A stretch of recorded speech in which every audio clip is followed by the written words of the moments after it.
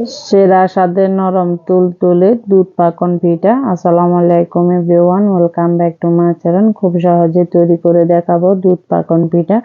এটা খুবই নরম, সফট আর খেতেও খুব মজা। শীত যখন চলে এসেছে, পিঠা বানানোর ধুম চলছে বাংলাদেশে সবার ঘরে ঘরে। তো আজকে আমরা নরম তুলতুলে এই দুধ পাকন পিঠাটি বানিয়ে আপনাদের মাঝে শেয়ার করেছি। আশা করি আমার রেসিপিটি আপনাদের ভালো লাগবে। ভালো লাগলে চ্যানেলটি সাবস্ক্রাইব করে দেবেন। তো চলুন রেসিপিটা শুরু করি। প্রথমে ডো তৈরি করে নেব। এই জন্য লাগছে আমার 1 কাপ লিকুইড দুধ। আপনারা পানি দিয়েও করতে পারবেন। দিয়ে দিচ্ছি 1/4 চা চামচ লবণ আর দিয়ে দিচ্ছি 1 চা চামচ চিনি। তো এটাকে ভালো করে আমি নেড়ে চেড়ে মিশিয়ে এটাকে বলক তুলে নেব। আর এই জন্য নিয়েছি 1/3 কাপ শুকনো চাউলের গুঁড়া আর সাথে 1 কাপ পরিমাণ ফুরিয়ে আমি দুটোটা মিশিয়ে নিচ্ছি। ময়দাটা দিয়েছি 1/3 কাপ থেকে আর একটু বেশি। আমি অর্ধেকটা দিয়েছি শুকনো চাউলের গুঁড়া আর বাকিটা দিয়েছি ময়দা দিয়ে 1 কাপ ফুরিয়ে নিয়ে এই ডোটা আমি বানিয়ে নিচ্ছি। তো যখন ফুটে উঠেছে দুধটা, তখন আমি সবগুলো উপকরণ দিয়ে এবার ভালো করে নেড়ে চেড়ে মিশিয়ে একটা ডো তৈরি করে নেব চুলার ফ্লেমটা লোতে রেখে। তো ডোটা আমার মাখা হয়ে গেছে। এবার আমি এটাকে ঢাকা দিয়ে রেখে দেবো 5 মিনিট। চুলাটা অফ করে দিয়েছি। তো এরপর এটা শিরা তৈরি করে নেব। আমি 3 কাপ লিকুইড দুধ নিয়েছি। এটা আগের থেকে জাল করা, কিছুটা ঘন করে নেওয়া। তো এটা ফ্লেভারের জন্য 3টা এলাচ আর একটা তেজপাতা দিয়ে দিচ্ছি। স্বাদের জন্য দিয়েছি 1/2 কাপ চিনি। চিনিটা পারফেক্ট হবে। আর দিয়ে দিচ্ছি 1 টেবিল চামচ গুঁড়া দুধ। দুধটা যদি বেশি করে ঘন করেন তাহলে গুঁড়া দুধটা না দিলেও চলবে। তো আমি 1 টেবিল চামচ দিয়েছি, বেশি ঘন করা যাবে না, নাহলে পরবর্তীতে পিঠাটা ভিজবে না। তো আমার শিরাটা বলক উঠে আসলে আমি ঢাকনা দিয়ে ঢেকে এক সাইডে রেখে দেব। তো এদিকে আমি যে ডোটা মেখে রেখেছিলাম 5 মিনিট পর ডোটাকে ভালো করে মুথে এটাকে 3 থেকে 4 মিনিট আমি মুথে নিচ্ছি। মুথে নিয়ে একটা মসৃণ তৈরি করে নিয়েছি ডোটা। তো এখন অনেকটাই মসৃণ হয়ে গেছে আগের থেকে, হাতে লেগে লেগে আসছে না, দেখুন। তো এর মধ্যে দিচ্ছি 1 টেবিল চামচ আমি এখানে দিয়ে দিচ্ছি রোজ বিস্কুটের গুঁড়া, যেটা সাধারণত আমরা খাই।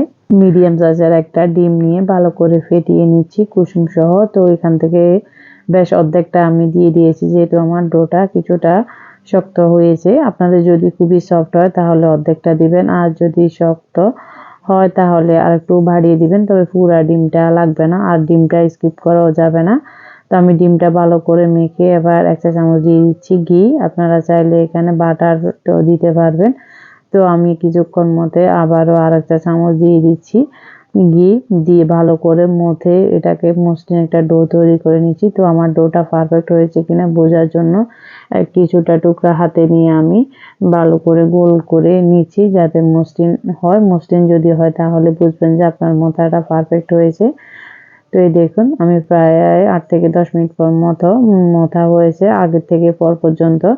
তো এবার একটা ডিজাইন করে নেব। ডিজাইনটা খুবই সহজ, যেহেতু এই দুধ পাকন পিঠাগুলো ছাঁচ দিয়ে করা হয়। আমার কাছে যেহেতু ছাঁচ নেই, তো আমরা এই সহজ পদ্ধতিতে বানিয়ে নিচ্ছি। আমি চামচের যে নিচের সাইড আছে ওটা দিয়ে ডিজাইন করে নিচ্ছি খুব সহজে। তবে আমি পিঠার মাঝ বরাবর ভালো করে ছিদ্র করে নিচ্ছি, যাতে এটা ফুলে উঠে শেপটা নষ্ট না হয়ে যায় ভাজার পর বা দুধে ভিজানোর পর।